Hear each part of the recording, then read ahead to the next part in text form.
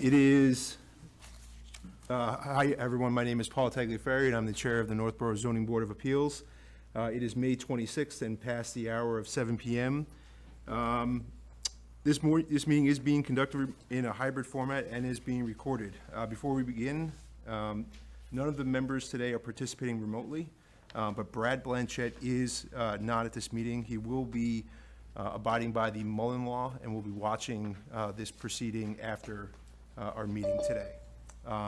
First up on the agenda is 167 Main Street, map 53, parcel 73 and 155, a pre-application discussion about traffic analysis requirements. Hi, thank you. My name's Rich Correa, and I'm an advisor to Elegant Banquets and John Royce.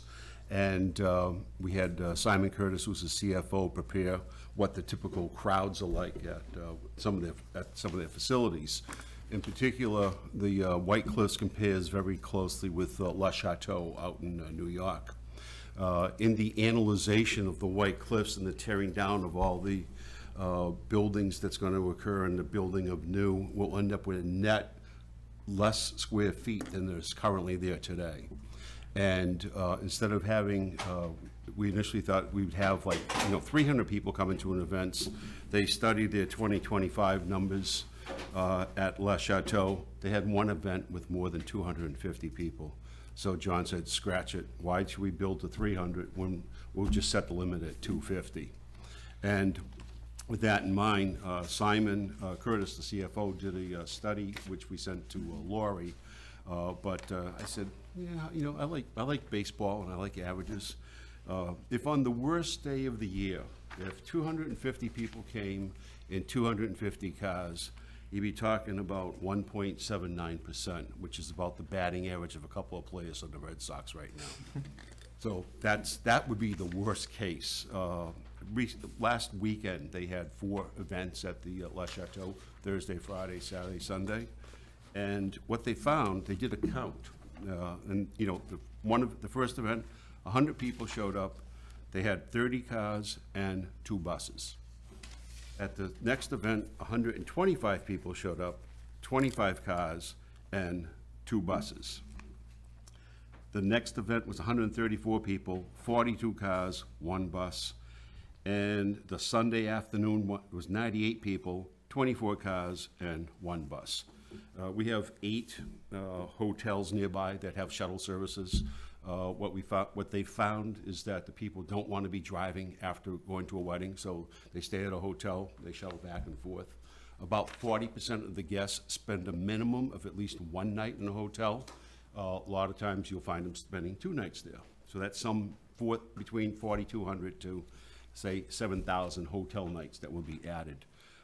We think it's a pretty, inconsequential number of the number of cars. Monday, Tuesday, Wednesday, and the majority of Thursdays, there's nothing really happening at the White Cliffs other than some staff working and people coming in and out intermittently to look at the facility to possibly book a wedding. We'll be back in front of you again on a formal application, show you all the site plans and all the different iterations of what's happened with the building, and be happy to get into great detail with you. But one of the things we found, from my years of being in the real estate business, that the amount of traffic here is really, inconsequential to the 15,000 cars a day currently on Route 20. Okay. Questions? Yeah, so I think just to kind of take a step back for a second here from the board's perspective. So this obviously is the White Cliffs property. There will be a case coming in front of the Zoning Board of Appeals at some point in the next several months. What the applicant is asking for is sort of to get a sense of the board's thoughts in regards to waiving sort of the traffic study waiver, right? There's no official vote to be taken tonight on the issue, merely just to get a sense on what our thoughts are in regards to the applicant not having a traffic study for when the case is presented to us at some point in the next several months. Is that a summary? Accurate. Yep. So there's no official vote to be taken. It's just your thoughts of when the case is presented to us, if it doesn't have a traffic study, will that be an issue?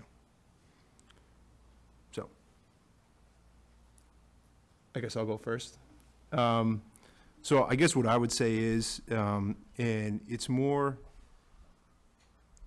this is just a general comment in regards to sort of the area in which the White Cliffs property is located. The intersection of Route 20, Brigham, and Maple Street is a fairly heavily trafficked area. And I would like to see some sort of a baseline traffic study done, just to get an understanding for, how many cars are passing through that area, and specifically, in and around sort of the property. Whether there's conditions that are placed because of the traffic study, I think it's hard to tell, but I think having a baseline of how many cars are flowing through at different points in the day, I think is a good thing to have. So that's just my general thoughts. I don't know if anyone else has any. Josh? Yep. Sure. Yeah, I'd also like to note that there's a number of intersections that kind of come to, a junction with Route 20 there on either side of the proposed facility as well. So I would also be in favor of a traffic study as well. Okay. Yep. Susie? We've had a traffic study down the street recently at Bartlett and Main. And we know that it's a truck-heavy area down there. So just to keep up with the safety standards. Oh, the microphone, sorry. It was in my face, so I tilted it over a little bit. So to just keep up knowing what's going on that end of the street, because it is a very truck-heavy area in my mind. And it is a little busy because there are a lot of brunch places in that area. For me, that's what comes up for the weekend. And even though the school's not in session, our school being a regional high school, we do host a lot of like football events, soccer events, regional events on the weekend, dance recitals. I was a dance mom a couple of weeks ago. So I will say dance recitals, there's like wrestling meets that they hold, gymnastic meets. So there are things on the weekends. So I always think of like the school safety issue, but it is a little bit busy on the weekend, so that's just something that I always think of why I would want a traffic study as well. Without knowing what we're looking at, I would be against saying I didn't want something. So until I see an application in front of me, I'm not gonna even think about it. Because to me, we have nothing in front of us to make a judgment on. Yeah, and there is no judgment to make there. It's simply just sort of the board's thoughts, opinion on a traffic study. I mean, I'll say, we are, presented, or we have a case in front of us, the next case that has done a traffic study, and, we've had other cases historically in the past that have produced traffic studies. I find them very valuable from a data perspective, our job is meant to sort of interpret and try to judge and figure out, what's in the best interest of the town, the townspeople, that sort of thing. And I think, you have sometimes you have biases with regards to how much traffic or people stating that, at certain times, whatever the case is. But the data is the data, and I think it's pretty evident. I think it's always helpful to have, and it could be a plus or a minus, right? It's, there's really, I think it's a benefit, honestly. So, Ed? So you mentioned 15,000 vehicles. That's what you have currently on Route 20. I understand that. Where did that figure come from? Is that, Mass DOT. okay, so that's in writing based on some study perhaps that's been done? You had a link from Lori. Okay. Yep. And you estimate that this project would add about 45, is that what you said, 45 vehicles per day? No, I mean, per day, per per event? anywhere from 45 to 70. And how many events do you estimate per? It's only one event going on at a time, and it's all intermittent traffic. Whenever you go to a wedding, people don't, if the time is 2 o'clock, all 75 don't show up for 2 o'clock. Some get there a little bit earlier. And when everybody leaves, they all leave at different times. And the number would be a less of a number than when the White Cliffs was in its glory days back in the 60s when I was a kid, and I remember it. I mean, given Jack's comments, which, I agree. I mean, we don't have an application in front, so we don't really know. But by the same token, can we mandate a traffic study when we don't have a? So- I mean, they would proceed at their own risk, I suppose, if they came to us with an application without a traffic study. Is that fair to Well, say? so our bylaws, Lori, correct me if I'm wrong here, but for a project like this would require a traffic study, right? And so what they're asking for is, our opinion on potentially giving a waiver, I see. Okay. right? So, and, I also would say that, I think some of the historical feedback in regards to this property has mainly been concerned around traffic. So I think it's a benefit to everybody that we have at least some central point of information that it's hard to argue with data, right? So that's just my. Yeah, I would agree with that, yeah. Yeah, I'll just say real quick, I think a lot of projects do come down significantly to traffic concerns. That's at least a kind of a hitch point in a lot of applications. And so I think it is helpful just to sort of even if you're confident in the numbers, I think it will help to bolster your case. And if, I don't really know how much a full-fledged traffic study costs, but I imagine, you wouldn't be here Right. if it was $20. Right. But, Yeah. Maybe the more you can provide us, without incurring a substantial expense, I think the more likely we would be to consider. Have you ever done opinions from traffic engineers, a letter of opinion, or do you want a full-fledged study? I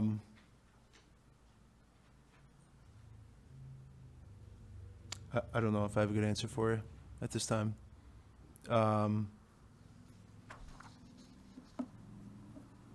Yeah, I don't know. I think you hit on it. We don't know what's coming before us, and if there's opposition to this, and that becomes one of the major topics, and we don't have that study, Yep.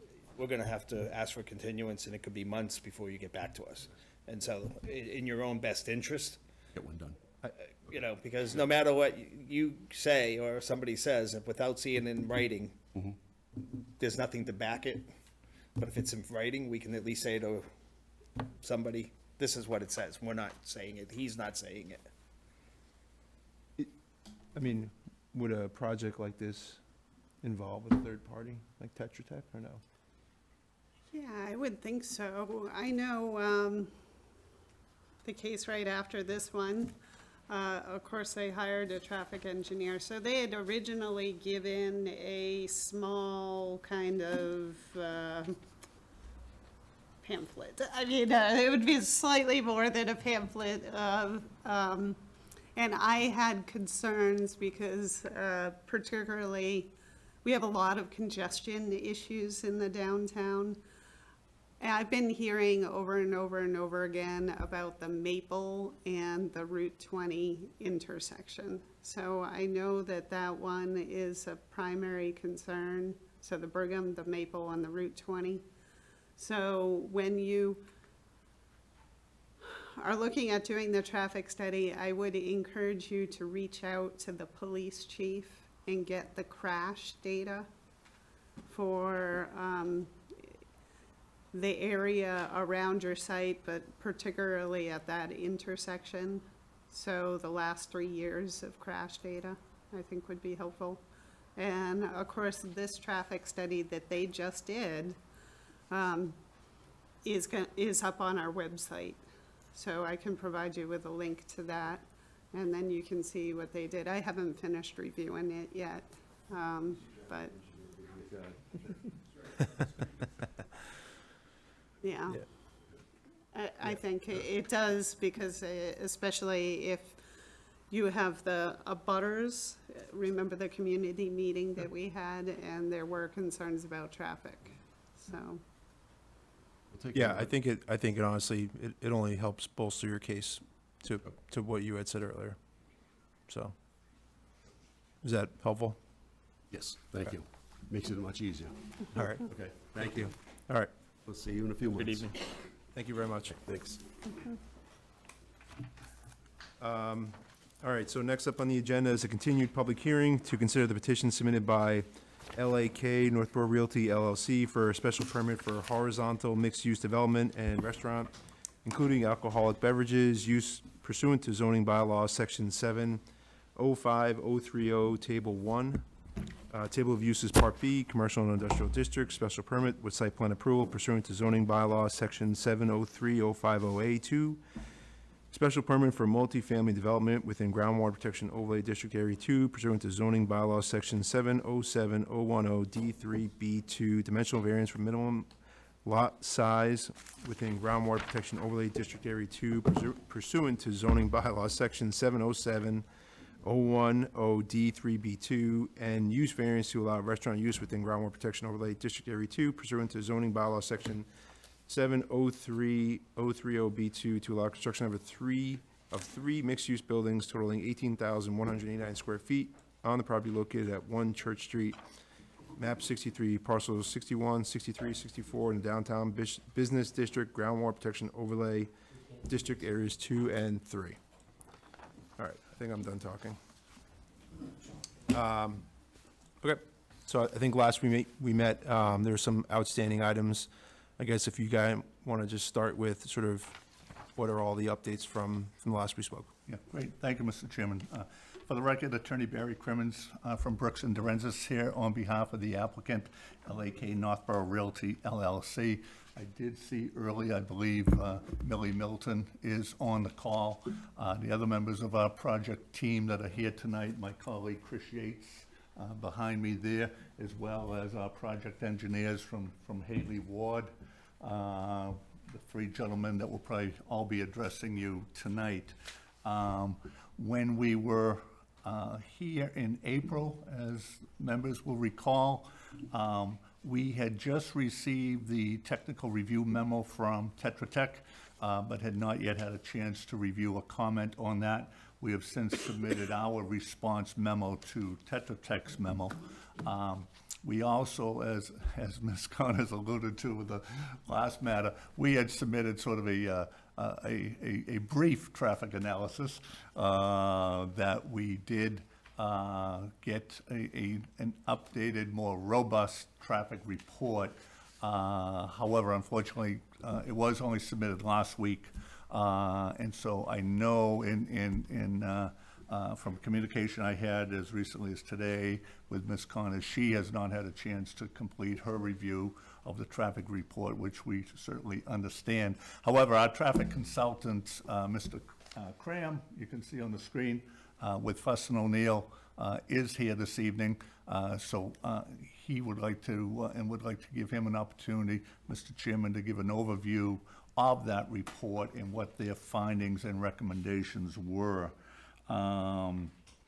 The gentleman from Haley Ward will address what plan changes have been made, both in terms of the site and the buildings on the site, as well as what changes have been made relative to drainage and stormwater management. Dan Sheehan from Haley Ward is here. We still have our notice of intent pending before the Conservation Commission, and that matter was most recently continued to their meeting of June 8th. We fully anticipate that the Conservation Commission will be in a position to issue an order of conditions at that June 8th meeting.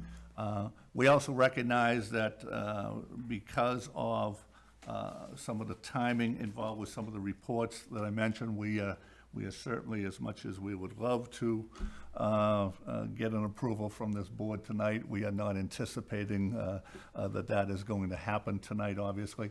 And so we would, at the end of the meeting, anticipate requesting a further continuance of tonight's hearing to your June meeting. However, we appreciate the opportunity to be here tonight to address many of the issues that came up at the April 14th meeting, both from the members as well as from Tetra Tech, and as well as from Ms. Connor's comment letter. She submitted an updated comment letter today that I think most of us have probably just had an opportunity to look at it briefly. Once again, and she alludes to this, she's not had an opportunity to complete her review of the traffic report, and indicates in her report that she anticipates further comments once she's had an opportunity to do that.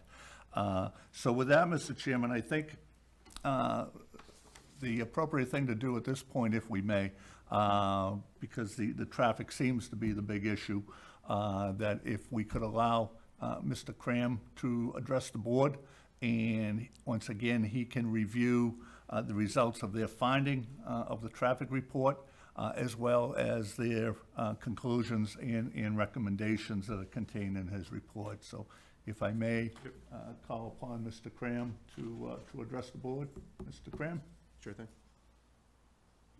Good evening. I'm going to assume everyone can hear me. Yes? Okay, thank you. Yes, as Attorney Crimmins indicated, we prepared the initial traffic impact assessment, which gave a 30,000 square overhead view.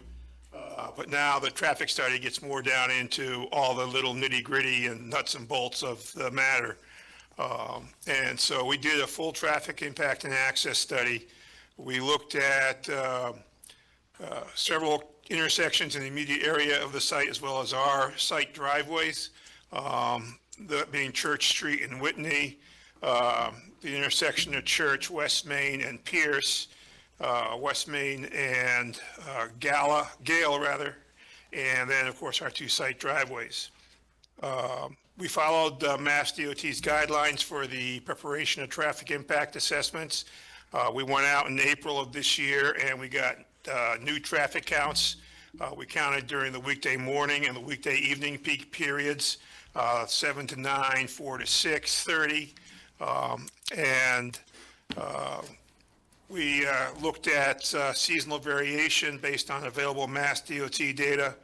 And it turns out that for these roadways in the study area, April typically represents slightly above average month conditions. So we held the existing traffic counts to assume for average conditions. And you probably know better than I do that, we counted about 11,800 cars per day on Church Street and about 17,800 cars per day on West Main Street, just west of Gale Street. At the same time, we collected speed data for the two roadways because the speed data is used to assess site distances. Both roadways are posted at 30 miles per hour, but we observed speeds that were approximately 6 to 7 miles per hour higher than the posted speed limit. We looked at crash data.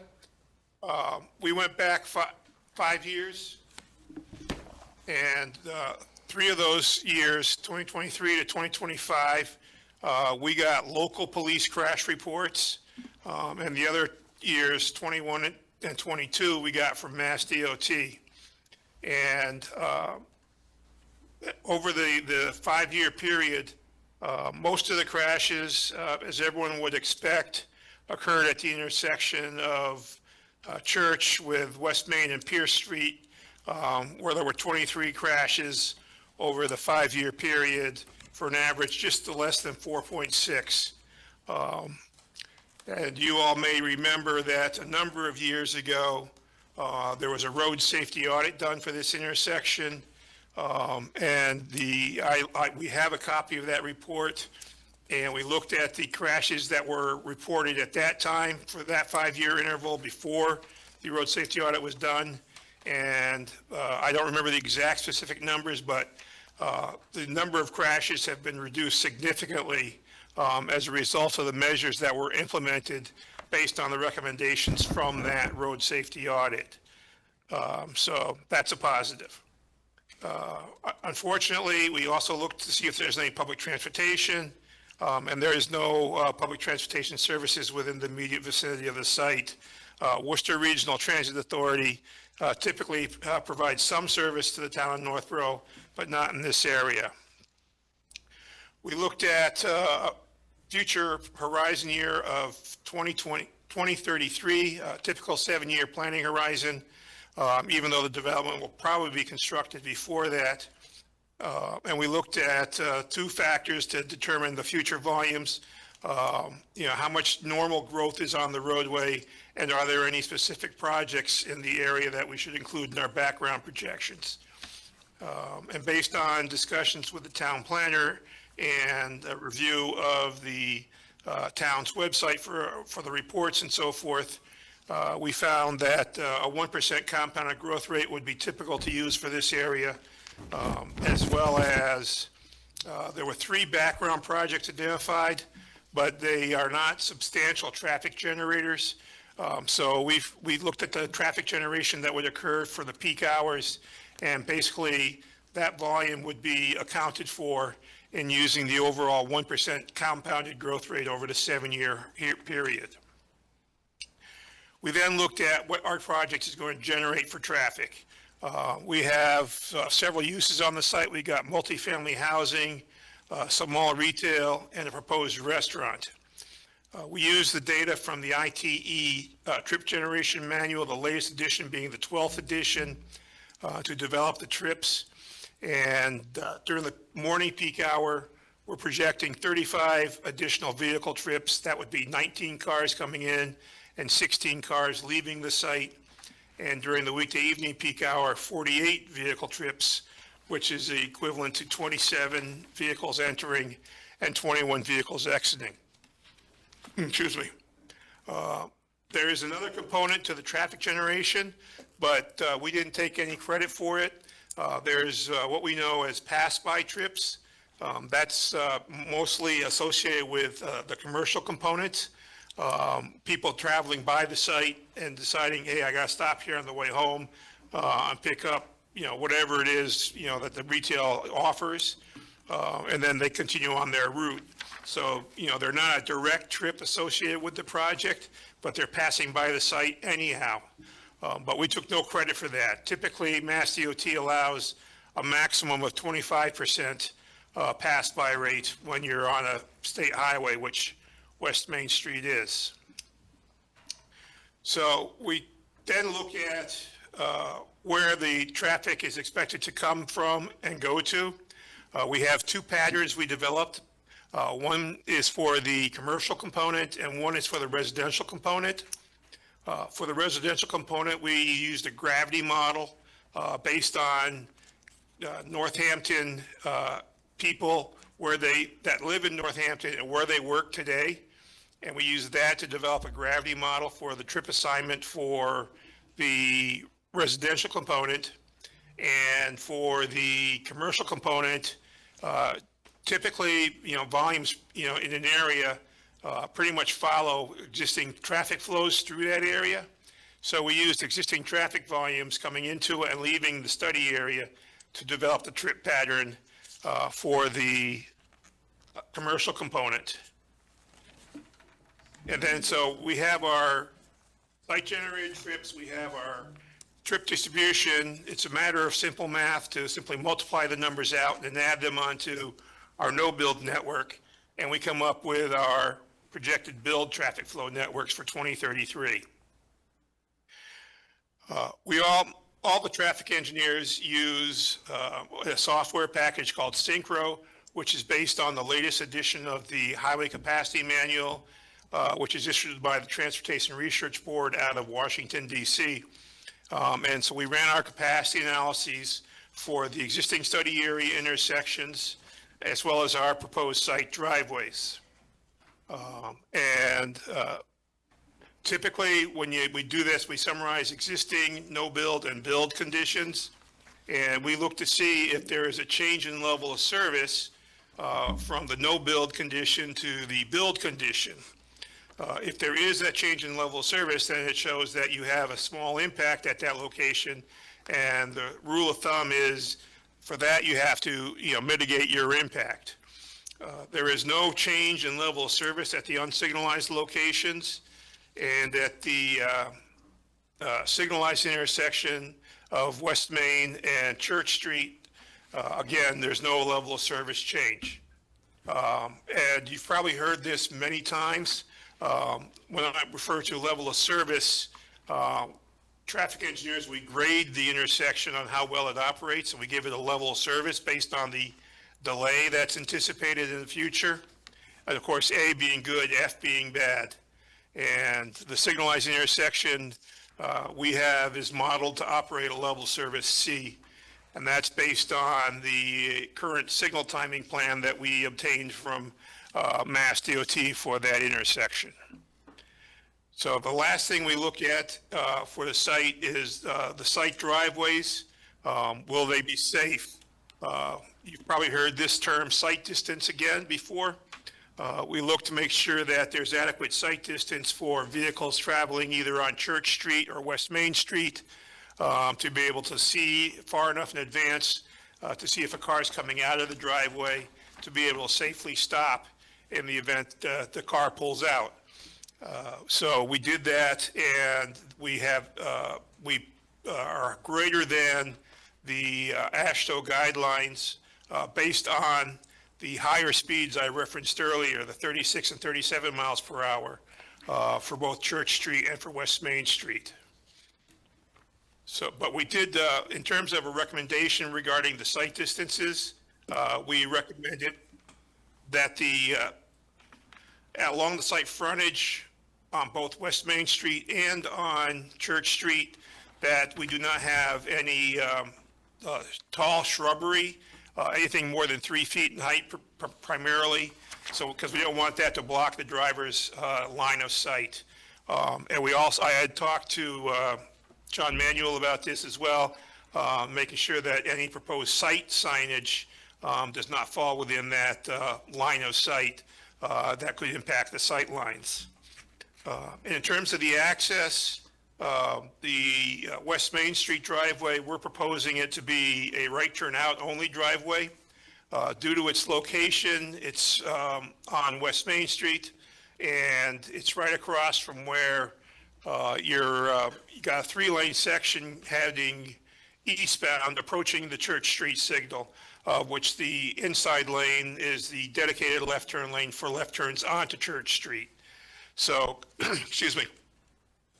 The feeling is that, a vehicle trying to turn left out of that driveway, turning into that queue or potential queue, and then having to quickly merge over if they wanted to continue in an easterly direction on West Main Street would be problematic.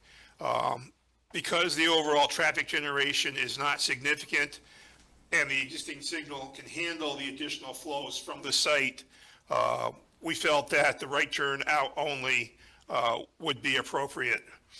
At the Church Street driveway, again, we're proposing a full access driveway. And we just had made the recommendation that the driveway be large enough with the radii such that the Northborough Fire Department could get their truck in there if they had to in the event of an emergency. So that's a real brief summary of the traffic study, and I'll be happy to answer any questions at the appropriate time. Do you want to ask questions of him now, Mr. Chairman, or? Yeah, sure, if that's okay. Sure, yeah. Okay. So I did get this traffic study, I forget, did you send it today or yesterday? I think it was maybe on Friday or Friday. Thursday, I can't remember. So I haven't had a chance to go through in detail, but I just had a couple questions, Ken, if it's okay. If you want to just kind of walk us through some of the data that's in your report. So I think it's page 30. You have sort of a level of service analysis summary chart. And you have the intersection of Church Street and Whitney Street at both weekday morning and weekday evening. And it says 2026 existing level of service is an F. Can you just kind of, Correct. yeah, can you just kind of like orient us, sort of the traffic flow that you were looking at there, and then sort of what is the biggest factor, right? I think you believe, correct me if I'm wrong, you're the expert, but like, there's a bunch of different sort of inputs that spits out like a grade on this thing, right? Can you kind of just walk us Okay. through that? Yeah, no, not a problem. The first number is in, under the demand column, is the demand, that's the actual volume of traffic that wants to turn left and right out of Whitney onto Church Street during the morning peak hour and the weekday evening peak hour. The next column, V/C, that's volume to capacity. The software, based on the calculated capacity of the intersection, it calculates the volume to capacity ratio, which we look at, and we want to make sure that that is below 1, which is theoretical capacity, which we have here. And then the calculated delay, that's just the analytical model, which gives you, it says, on average, a vehicle could expect 50 to 52 seconds of delay. And then, of course, because it's more than 50 seconds, it's a level of service F based on the highway capacity manual. But I have to go back, and we could probably go back and look at the actual data. When we do our counts these days, we actually do videos. And, if they put the video camera facing the right direction, we might be able to see the actual delays and compare them to what the model indicates. I have done this numerous times for projects over the years, and I would easily say that 99 times out of 100, the actual delay that is recorded or actually that is experienced is significantly better than the capacity analysis model indicates. And then, of course, in the future, then we have the Q, which is in feet, 131 and 114, which is roughly 4 to 5 vehicles on average during the peak hour. And of course, then those numbers all based on the increased volumes for the no build condition and then the build condition, they go up. And you can see by comparing the demand in the 2033 no build to the demand in the 2033 build, the actual demand only goes up by 2 cars over the course of an hour in the morning and 1 car over the demand in the weekday evening period. So that's another indicator that, yes, we're going to have a minor impact at that intersection, but, it is very, very small. And, as I indicated, the delay, I believe, is significantly better than what the model indicates.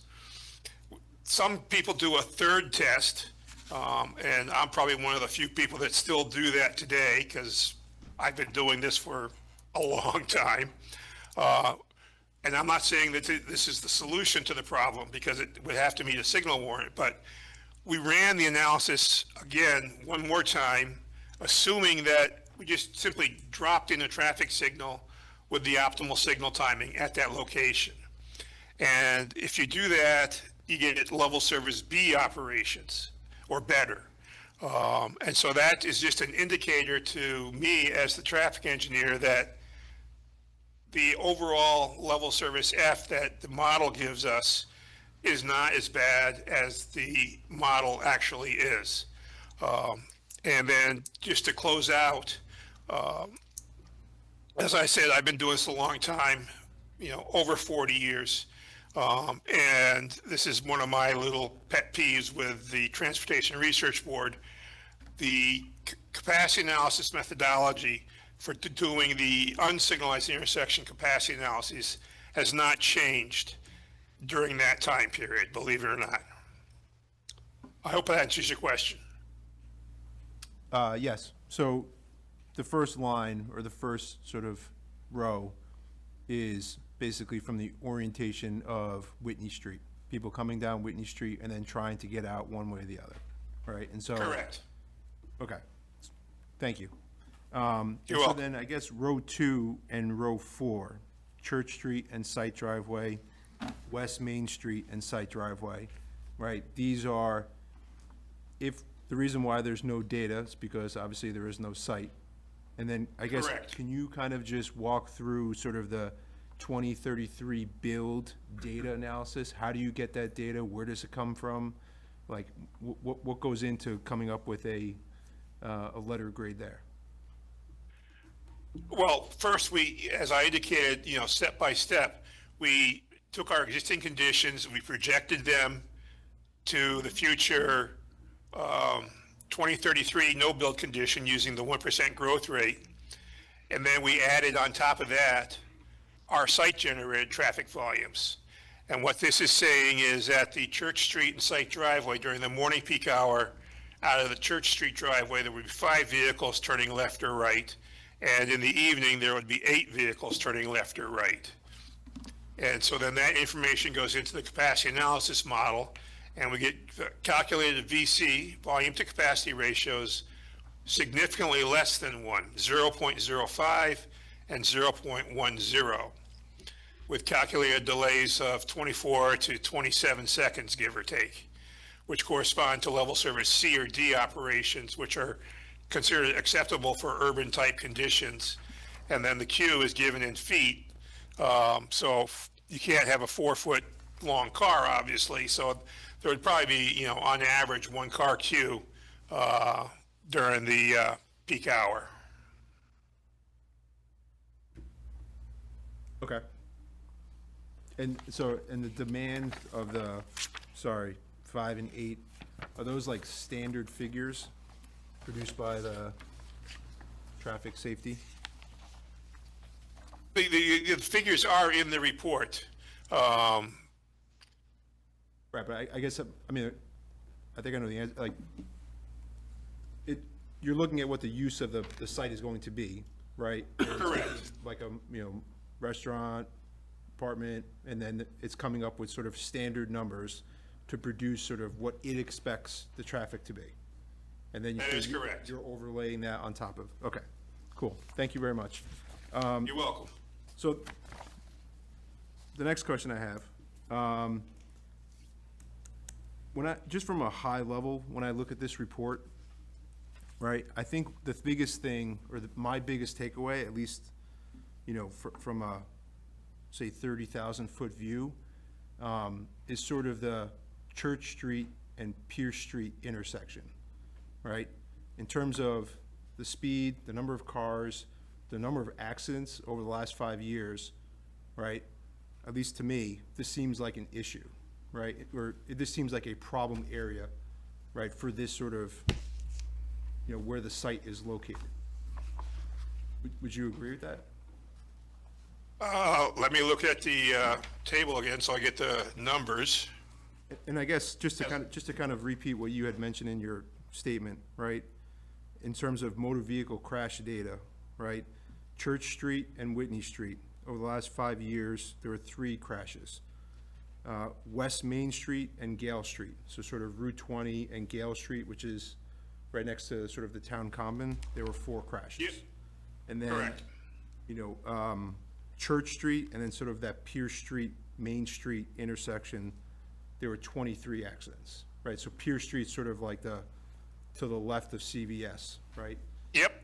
So like, it definitely, just from like a board's perspective, that area seems to be a sort of, focus, a sort of red alert, if you will, in terms of, trying to sort of mitigate some of that, perceived risk there. Would you agree with that? No, based on the fact that, yes, 5 crashes a year, give or take, may seem high, but when compared, to historical rates, and the crash rate that's calculated based on Mass DOT's methodology for determining crash rates, We're at 0.43, which is well less than the Mass DOT crash rate average for the town of Northborough. Sorry, what was the 0.43 from? That's the crash rate. That's calculated based on the existing peak hour volumes during the weekday evening peak hour, the five-year horizon that we looked at, and the number of crashes that were observed and recorded. Okay. Okay. So your recommendation then, right, is consistent with the proposed project to allow only one place of entrance, and that is on Church Street? Correct. Could you sort of explain what is your thought behind that process? Well, okay, because, well, Church Street is the one that has the full access. The intersection that would be created with the West Main Street driveway would be right opposite the left turn lane and the two through lanes going both directions on West Main Street. So we wouldn't want somebody that is trying to get into the site, waiting to have to make a left turn, and, you know, sitting there blocking further back people who want to actually make a left turn onto Church Street. We didn't think that was a wise suggestion. We could have gone with a right turn in, right turn out scenario, which probably could still be done. I'd have to verify that with with John Manuel, but the feeling was, because the volumes are relatively small, that the intersection has the capacity to handle the traffic volume increases. You know, just, you know, send the traffic up Church Street to the Church Street driveway. Right, so I guess like the point that I made last meeting, and having lived in town for several years and driving through downtown, is if you're driving sort of west on Route 20 through that intersection to try to make a right onto Church Street, there's usually always a delay and there's always a backup, right? And so my suggestion at the last meeting was, you know, if we think of it from the perspective of the town, right, you know, and from, you know, specifically the board, right, we want to get people through this intersection in this area of town as quickly and as safely and efficient as possible, right? And we want to get them onto your site, right, in the easiest way imaginable, right? And so having one entrance on Church Street, at least to me, from a high level, doesn't make sense, right? Having a right turn only from Route 20 into your site, and then having a Church Street where you can go both in and out, at least to me, is a better option, because it gets people who are coming from the south and who are coming from the east, it gives them another way than to have to navigate through Church Street and Pierce Street, where it seems like, you know, there could be some congestion there. So, We can take a look at that. okay. Are there any other questions from the board in regards to the traffic study? Yeah, how many, was it only 5 turning left, right onto Church? For residential units for the future build? I'm all lost with my, There's 9 residential units now. When the traffic study was done, we didn't get the message in time that they had dropped one of the units, but the numbers won't change, you know, hardly at all. yeah, But if you're looking at, you know, how much traffic is turning right out of the Church Street driveway, yeah. I got lost with my highlighting. trying to find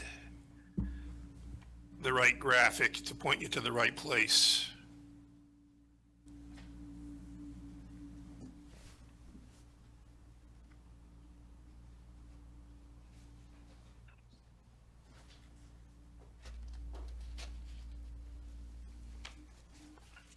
Was it page 20? For the future. Yeah, 20 is the table 5, which summarizes the overall traffic generation. Okay.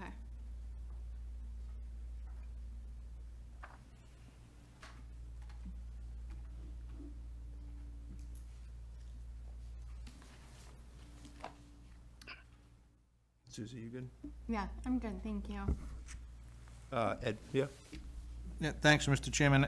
During your question and conversation about the crash rate, I'm just trying to make sure I understand what Ken was saying. The figure 0.43 was mentioned, and just again, so I understand, Ken, did you say that the crash rate for that intersection at 0.43 is less than the overall crash rate in the town of Northborough? Is that accurate? No, it's less than the crash rate for Mass DOT for District 3. That's what we evaluate the crash rates against. Northborough doesn't have its own specific crash rate data. Okay, so we're in Mass DOT District 3. Correct. Okay. All right, thank you. Thank you very much. You're welcome. John? Thank you, Mr. Chair. Did you say that you took the data as, from the month of April, was it? Yes. So is there any effect with the data as far as, that being a school vacation week and less traffic on the roads for one particular week of the month? I don't believe we did counts during the school vacation week. You didn't count it? Not during the school vacation week. So you only counted 3 weeks of the month then? No, we counted, we did the turning movement counts for one day, and we did what we call the automatic traffic recorder counts to get the daily volumes on Church Street and on West Main Street for 2 days. Traffic studies, you typically, depending on the nature of the use, if it's primarily residential and small commercial, you're probably looking at, your AM and PM peak hours. If this had been, and I'm not saying this is going to be the case ever, but if a new shopping center with a supermarket were going to come to town, we would be looking at the Saturday midday peak period as well. But we didn't look at the Saturday in this case. Okay. And then, was there any analysis given to kind of any sort of traffic backup due to, the left turn from Church Street into the site and the like, as far as during those peak hours? That would be, it's not typically tabulated in the report itself, but it is in the appendix material in the back, the unsignalized capacity analyses. All the queues are reported for both the side street approach, or what we call the critical movement, as well as the left turn volume into the site. And if I can find the right page, Church Street, Site Drive, afternoon peak hour,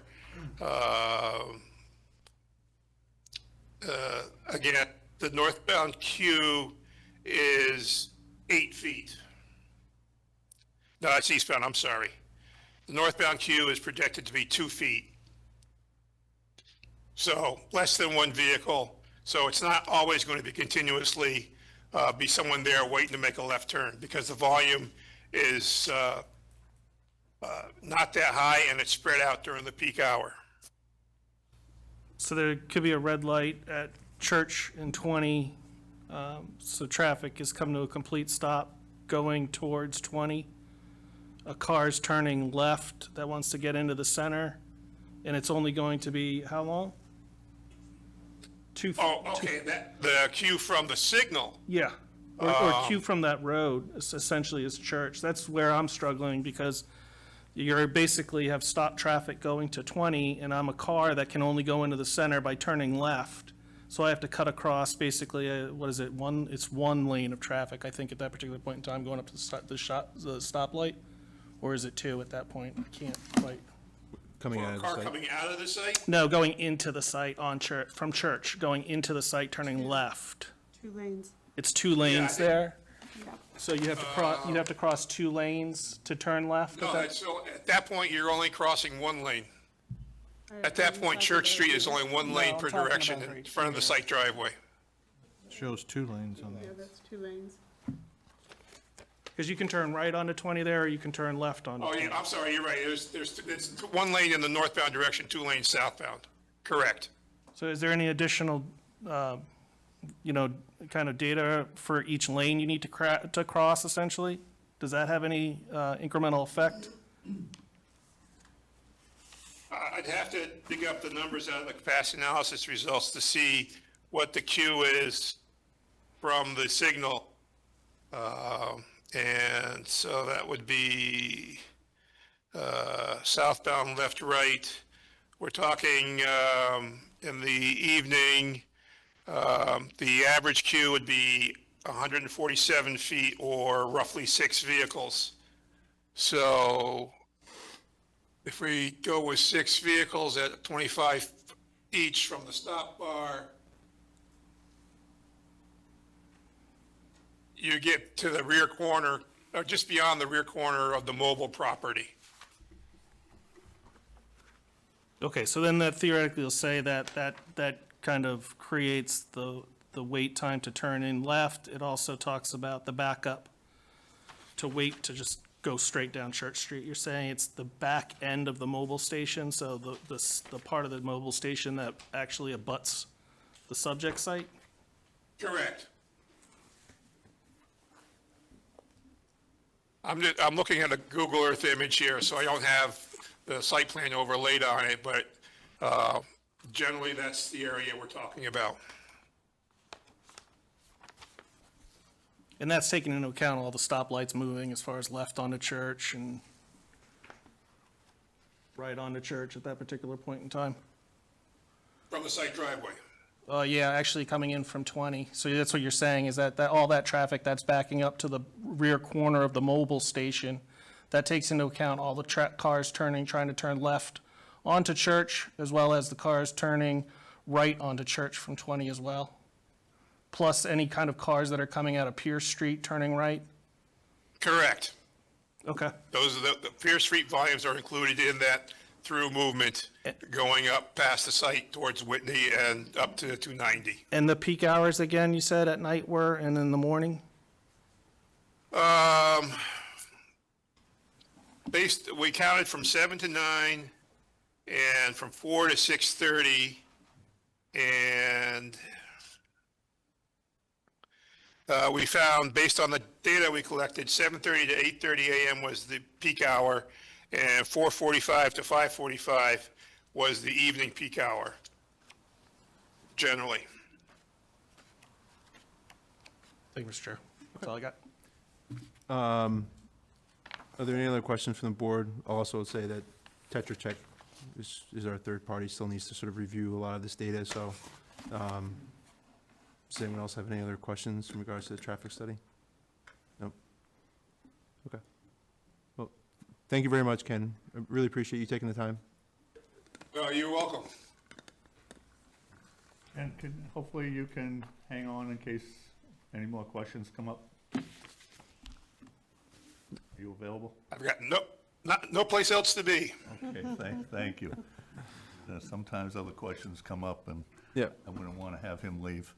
With that, Mr. Chairman, would like to review with the board the site changes that have been made since the April 14th meeting. Dario, are you going to present it? Dan's first, okay.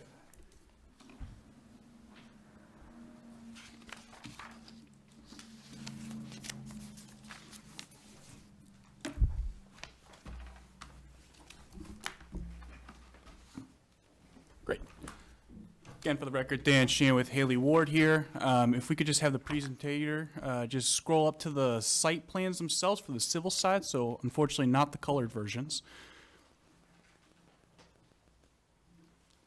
Beautiful. And if you could just go up a little bit more, I'd just like to start from the top and just kind of work our way down. The cover sheet really hasn't changed. the existing conditions hasn't changed and the construction hasn't changed.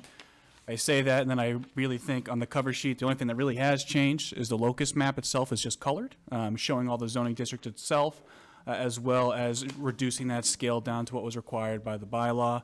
And we also included the plan index as well, just to kind of make it a little bit easier to kind of follow along. For the site and demo plan, there's really no changes here, but the one thing I did want to at least note, a lot of the let's say chatter, for lack of a better term, on the plans with the civil was because of the regulatory floodway and the flood itself, the flood AE.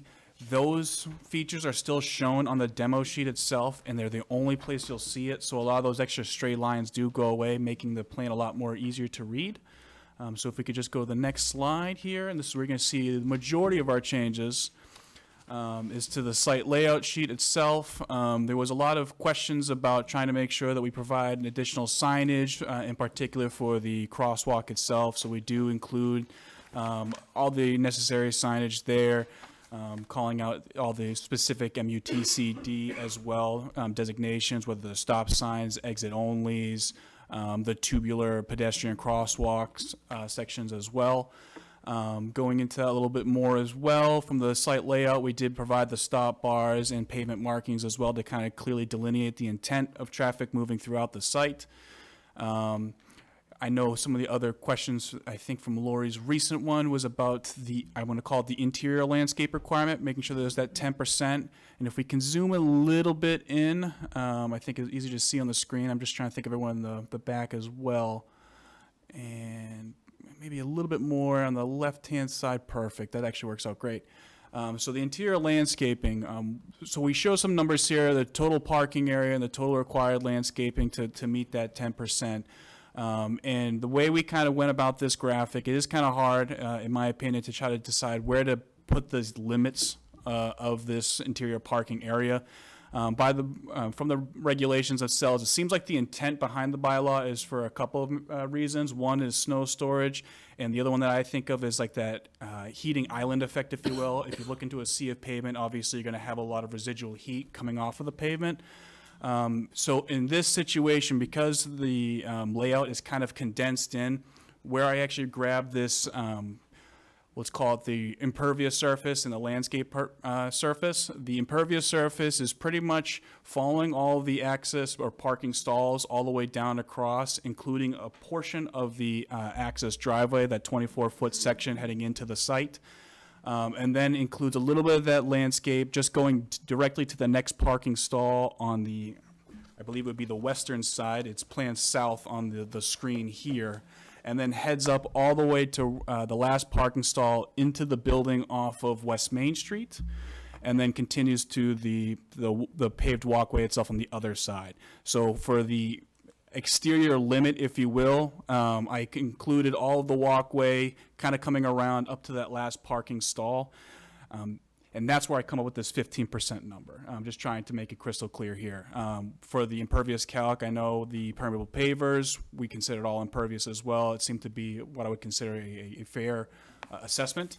But I'm all eyes, all ears on that. Going back in, I'll just go through the changes, and we can come back to that if you guys want a better clarification on that as well. So the other changes here on the layout sheet is we do provide a gas service. It is a little bit tough to see. It's actually on here on the plan on the screen. It's planned northwest there coming into the building. I have a highlighted version, which I'll stand up and kind of show. It's highlighted in pink on my big board. Hopefully everyone can see that.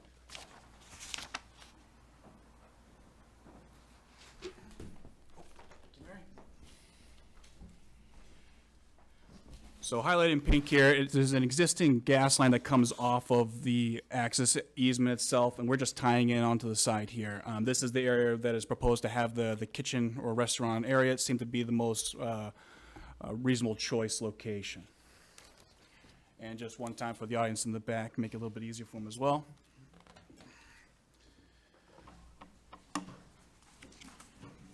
Besides a lot of the cleanup from the plans, I think that's the meat of the changes you'll see here on the layout sheet. We can kind of keep moving along if you like. Question. So I noticed that on this version, like, for example, that table is missing from the printed version. Yes. So there are numerous pages where what you gave me electronically differs from what you gave me. Yes, unfortunately. So I do apologize for that. There was a little bit of a snafu on our end. Things that were submitted to try to make sure we hit that deadline weren't the latest and greatest. The easiest way to tell is the professional engineering stamp that's on the sheet should be on that bottom right-hand corner. So that should be for all the sheets. So I know the electronic version does have that, and you'll see some of those changes there. But yeah, I do apologize for that. Okay. All right. So maybe you can give us a new set. Of course, Yeah. of course. So if we want to move along here to the utility plan, the next sheet. So from the utility plan here, I'll highlight the differences from that previous set that you had seen as well. The biggest thing here is just some additional notation for the water main itself. We are proposing 2 hydrants. They are both located kind of in the islands, if you will. So just trying to zoom in here a little bit on my 11 by 17. Unfortunately, you guys don't have that benefit. Is right by the crosswalk internally. I see it. Yep, there's one there. And then the other one is towards the exit only on West Main Street. It's harder for me to navigate this for whatever reason, I don't know why. I don't think I could do any better, so I appreciate it, Lori. All right, so this is one. Yep. And then the other one, just closer to the crosswalk. If you keep moving over, right in that neck of the woods, go southbound, right there. Perfect. So those are the 2 hydrants that we are proposing on the site. Per the fire department's comment, their biggest concern is they just want to make sure it's within 100 feet of the hookups to the building. Again, I think the big thing to clarify, I know the architectural team will do that. The structure on the Plan East side is one structure. It is just shown on the civil side to be essentially 2 build-outs, mainly just to have that throughway. So that was kind of the reasoning behind that. That's really it from the utility side. There really wasn't too many more changes besides just some additional notation, providing that water line. I don't think that through line was there before, as well as the gas service. That's obviously going to show up here again as well. So if we want to go to the next page here on the grading and drainage plan. So here, high-level stuff, while still getting into the weeds a little bit. The subsurface system, as was picked up on by the peer reviewer, didn't have the proper offset, so it did move ever so slightly. Nothing too crazy. As you can kind of see, it's in the same general area. It shifted 1 to 2 feet here and there to kind of make sure it had those offset requirements. The other thing here as well is there is a little grade to drain arrow on the access roadway. Reason being for that we can get into when we talk about the stormwater drainage side of things, but while we're here, it's just to try to make sure that the runoff from this area gets sent down towards Church Street and not actually shedding off over towards the brook. We'll get into that in more detail when we go through the drainage analysis.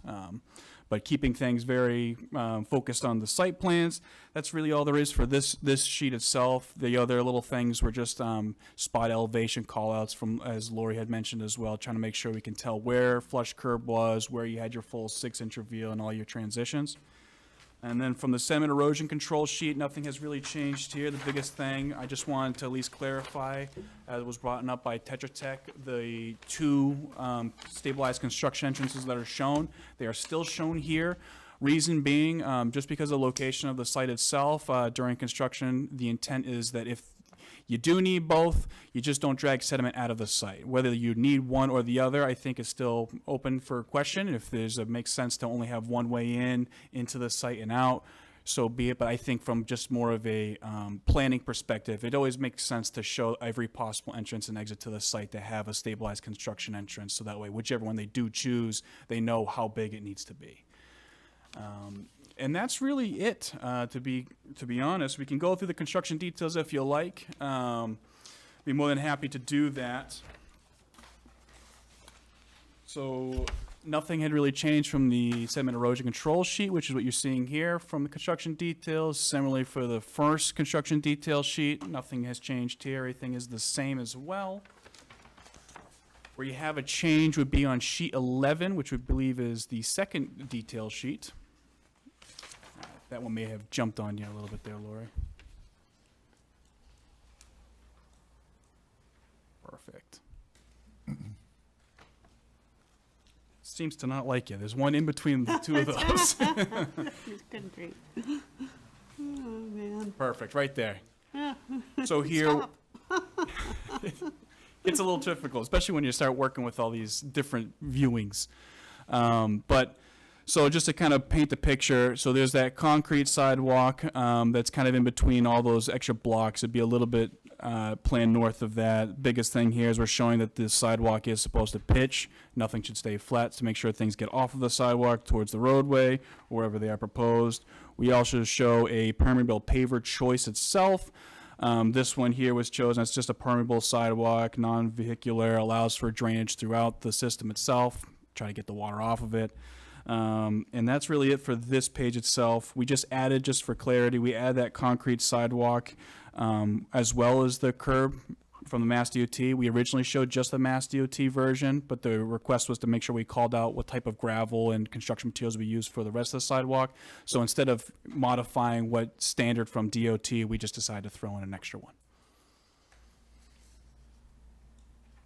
And then the last one here, this would be kind of all your drainage subsurface system.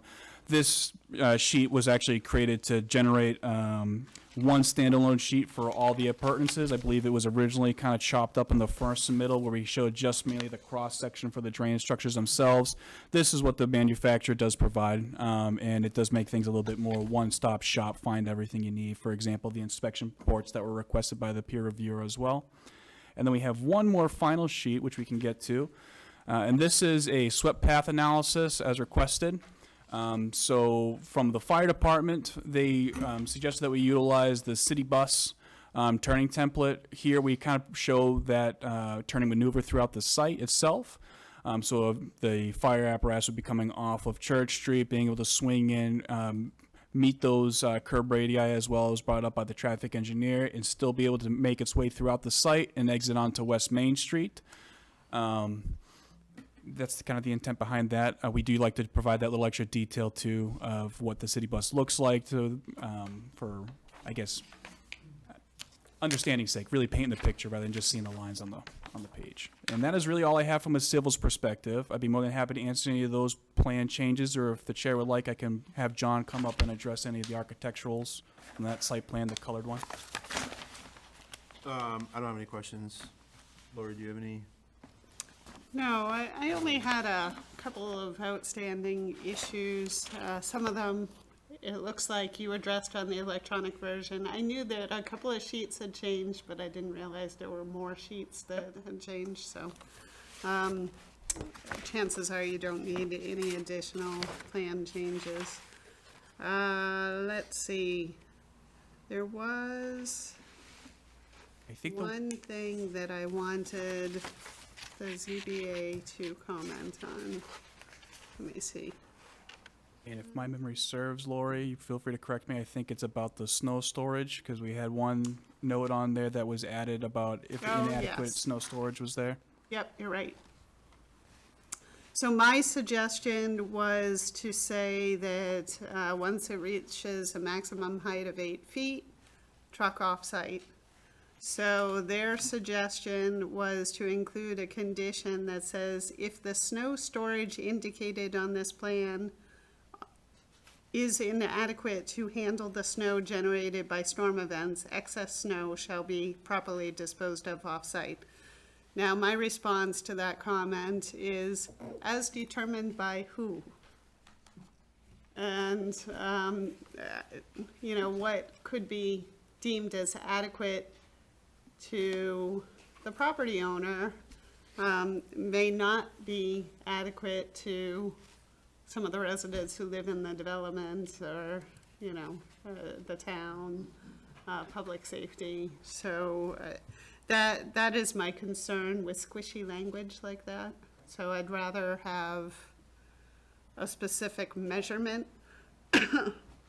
And then, certainly the building inspector isn't gonna go out there with a tape measure every time it snows and say, hey, this is 8 feet, 6 inches tall. But if there's a complaint, then he'll have something to hang his hat on, rather than, something that's loosey-goosey language. So that was my rationale. So I would like some guidance from you folks, how you feel about it. So question, right, so this property, in terms of parking spaces, right, is basically the lowest number of parking spaces. So if there is snow that is blocking a parking space, right? If there's so much snow that they just push it into a parking space, wouldn't that make it in non-compliance from Bob's perspective? Yeah, I mean, that's my concern, especially if we're talking about a restaurant space. If you have inadequate parking, then that may mean that people don't want to patronize the businesses there. I'm less concerned about the residents, because chances are, they'll be okay. But the retail and the restaurant, that would be a concern for me. Absolutely. Well, there's two comments. One, we can't block a space. And two, there's one extra space. But we can't put snow and not have the spaces that are required. Period. I mean, that's against the law. So, we can't store snow and eliminate a space, and there is one extra space. And obviously, from a practical standpoint, it behooves us to want to keep all the spaces available. So therefore, if the snow, whether it's a height, we had whatever month that was, February this year, when we had a major storm, generally, we don't get that much, but, so normally, the normal snow storage, I think, would work, but with a large storm, it's only gonna hurt us to not get the snow out of there. So we don't have an issue with that. Yeah, I mean, I guess my thought is always it's on the business's responsibility, right? As long as, I know in the past we've talked about, having conditions that sort of mandate people to remove snow before. I think the concern in the last project was them just pushing it into sort of the groundwater or the rain garden, right? At a similar property. But to the point, like, if you push into all the residents' parking spaces or you block the residents' entrances, like the residents are gonna be not happy, and, they're gonna deal with that with the business owner, and same with the restaurant.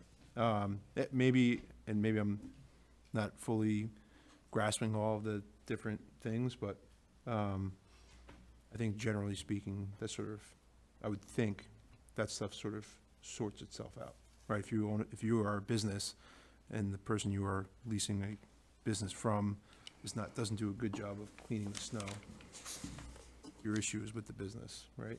But, yeah, I don't know.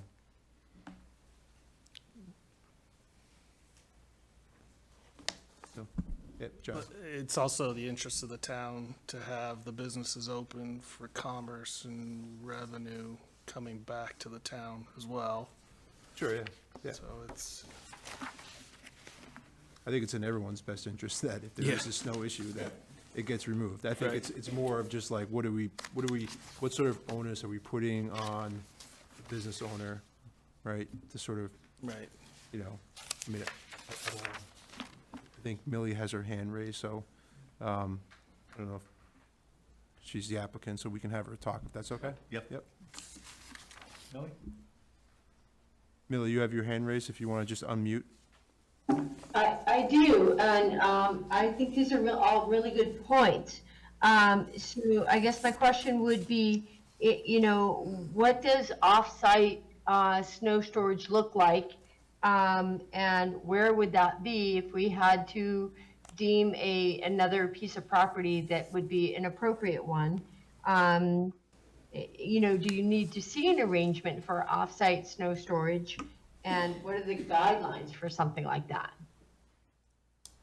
So, I think it would be up to you to make an arrangement with a site that could accommodate the snow.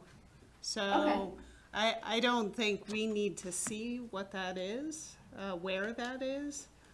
You would just need to figure out where you can safely dispose of the snow. So Okay. it would just have to be somewhere that isn't going to be on somebody else's parking lot. Right, and again, this is something that's kind of new to me, and I think these are really great points to bring up. So it's definitely something I would want to have in preparation in advance, so that we can begin to look at what the opportunities are, the options are.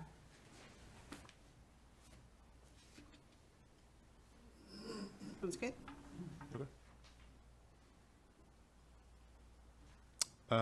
Was there any other? I guess I'm still unclear on what the answer is. Mr. Chair, I was just gonna say, what height were we gonna go with and everything? Because it looks here like she has a wall on the bottom of the page.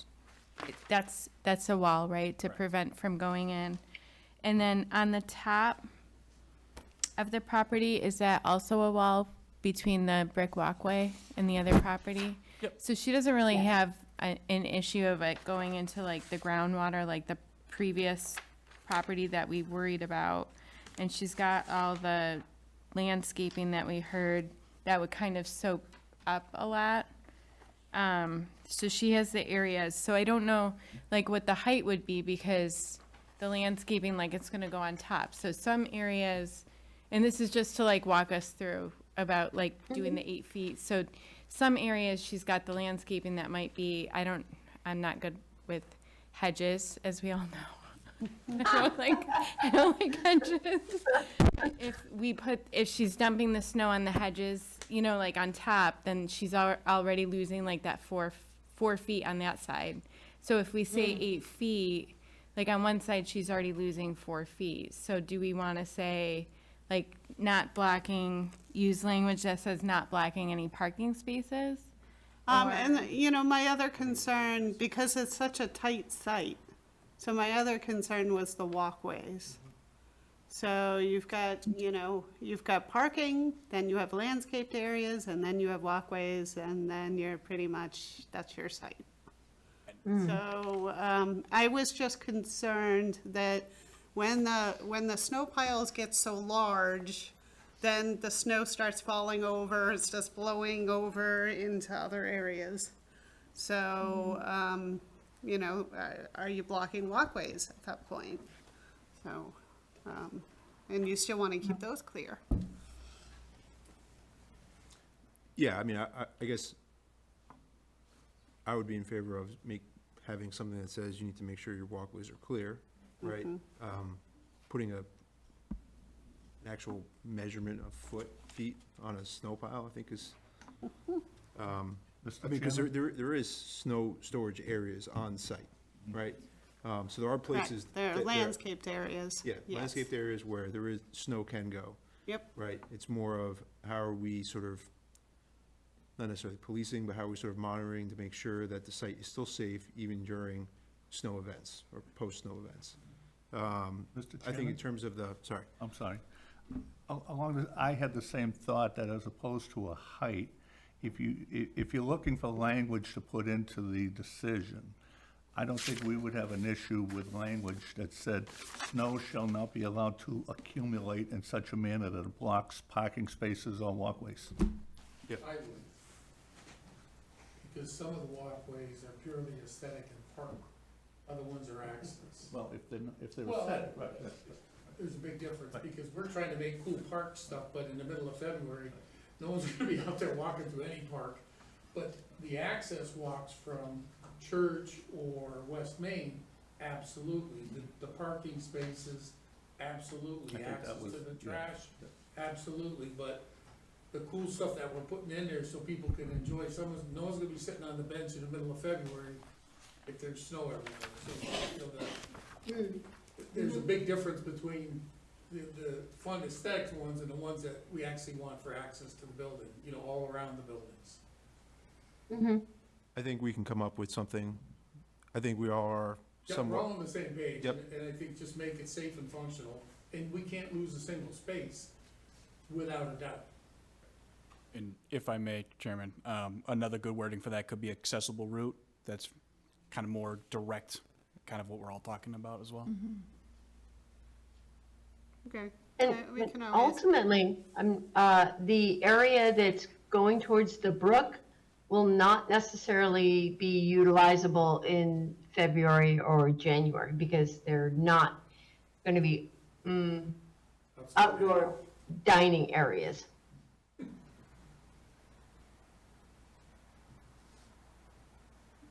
think we can figure something out. okay. We can make it go Yeah. back and forth. Yeah, I didn't suggest we finalize language tonight, but Yep. the spirit of the language. Yeah. I think we have the intent. Okay.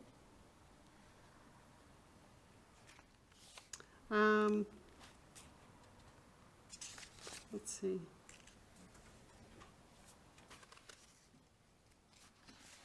Yeah, I think,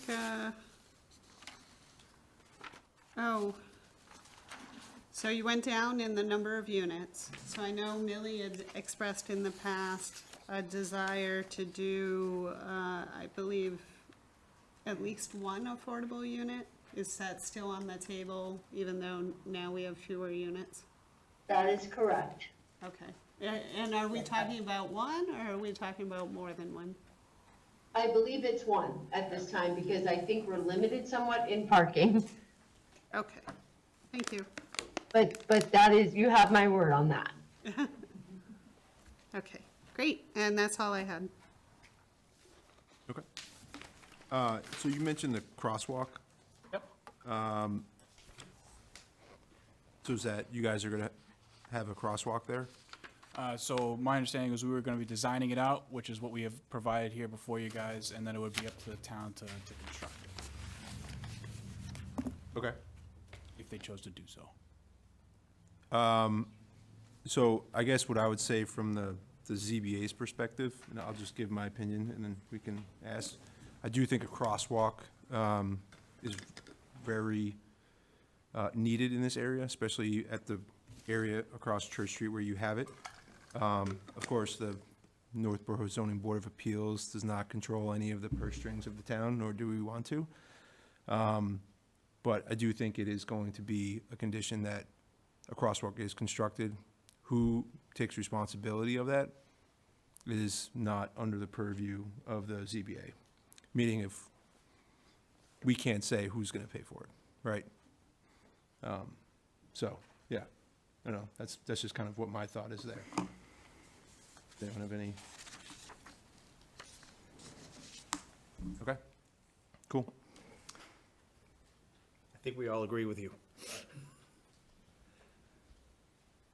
I saw a new crosswalk go out on Church Street up, was it near, Pleasant? And I never saw anything on a warrant or anything of how that was getting paid for, so I don't know. I think they were paid for by ARPA funds. Okay. Yeah. All the ones by the school and everything were ARPA funds. I know that, I believe the town has been constructing crosswalks more than, say, historically speaking, so, but that, again, that's not us. So, cool. Is there anything else? I'm all set, so, but, Yeah, not that I could think of. The only thing I just want to at least bring up, I know Lori had mentioned in her memo that the EV charging stations, about trying to have cut sheets on those. It's my understanding that this is supposed to be an EV-ready site. We can probably make it a little bit more clear on the civil side of whether these are like future installments. The purpose of showing it on the site plans is to show you how they would kind of orient, where you'd have one charging station and how many would that support, like how many vehicles that would support. So from an actual build-out perspective, typically EV-ready is you get the conduit into the ground to a handhole, and then if they decide to go with a full build-out, they can just pull right off of that and then install those at a later time. okay. I'll also just note that you kind of said that, that the acting fire chief, Espezi, did send a letter dated April 16th mentioning EV stations, so I assume you guys have looked at it and we'll follow whatever you suggest, since he's the one we rely on. So, okay. Are there any other questions from the board this particular time? Yep. And I think final presentation is, who is going to, John? Address the sort of above-ground changes. Yeah, thanks, Dan.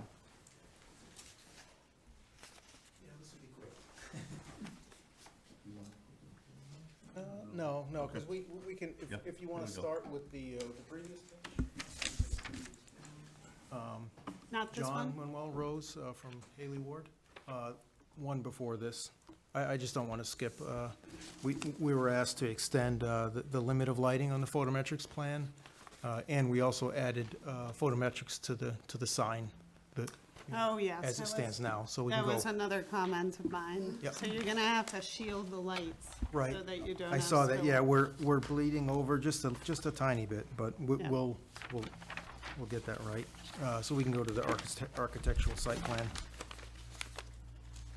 We were asked to relocate the bike racks within 50 feet of each building, and that's been addressed on this plan.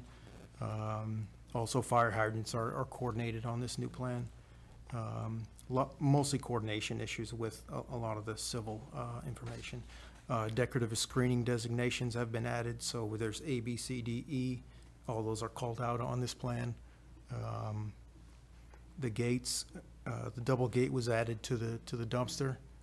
We'll actually call it out specifically. It's shown but not called out.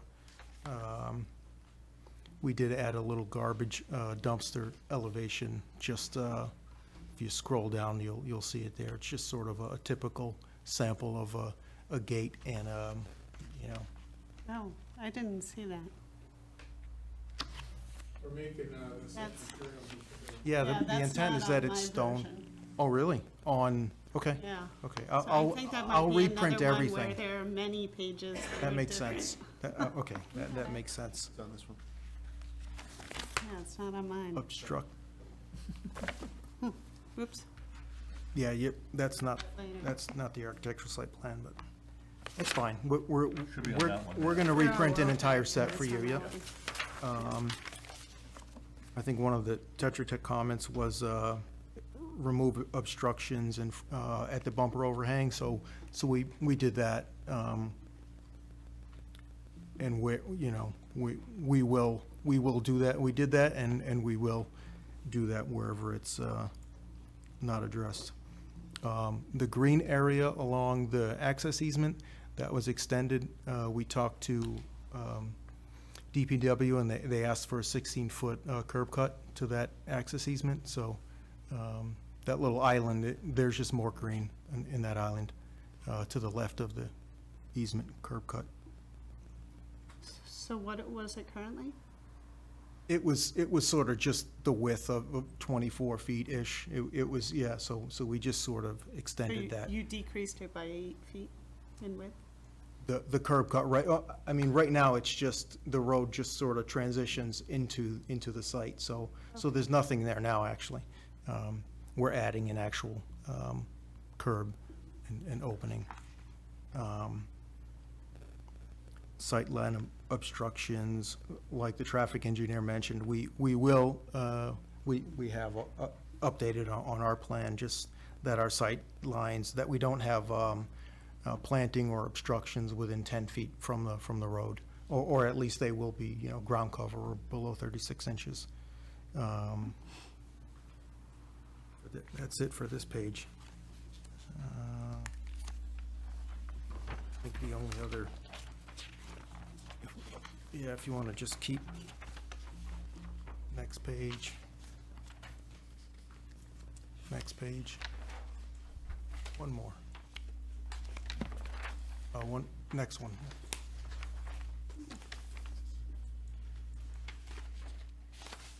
So we did update this floor plan of the West Main Street building to be, like we talked about, there's one apartment on the second and third floor. It's still commercial space on the ground level. Is that where the reduction was? Yes, yeah. We turned the one per floor to a two-story, sort of townhouse style apartment. Okay.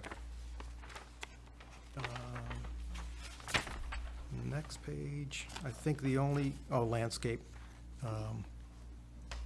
Landscape plan is mainly just coordination, and then this landscape plan has the the improvements and landscaping to the, along the brook that conservation asked for.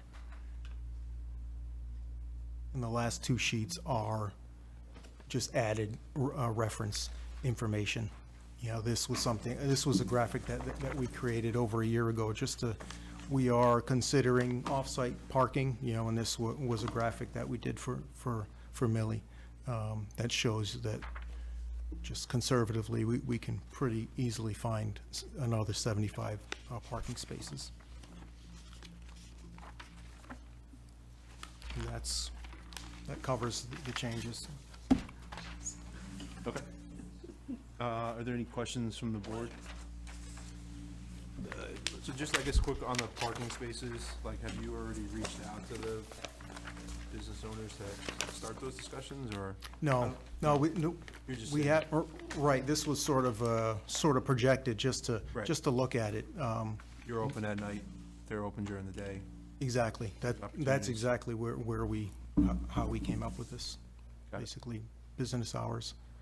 Are you proposing that you'll establish No. any sort of easements? No? We meet code, we exceed it by one space. So where we sit, but we also know if things go crazy, there's ability nearby to use other spaces if the people agree. So for sure, it's been looked at and is, you know, we're considering it, but nothing official, just, we know that it exists. Okay. So on the West Main building, you're just going down to one bedroom unit there, that's gonna take 2 floors? It's a two-bedroom unit, 2-bedroom unit? right, two-bedroom unit, right. Okay. Did we have a 2-bedroom before? We did not. We did not. Does that alter the parking? There were 2 one-bedroom units in that building. It does, and we're still one extra. It subtracts one spot, actually, a one-bedroom to a two-bedroom. I think a two-bedroom is a 1.5 per, multiplied by the discount, and one-bedrooms are 1 each. So when you do all the math and add them up, I think we're, 2 bedrooms to 1 2-bedroom reduces 1 parking. one parking space, right? Yep. And there's a parking calculation in the civil plans. Yeah. Because on the face of it, it's 1.5 spaces per 1-bedroom unit. Right. And then 2 spaces with 2 or more bedrooms. Okay, so you subtract 1.5 and you add half. Yeah. And then- Plus and then- 10% for the additional visitor. And then you get the bonus for the mixed-use component, right?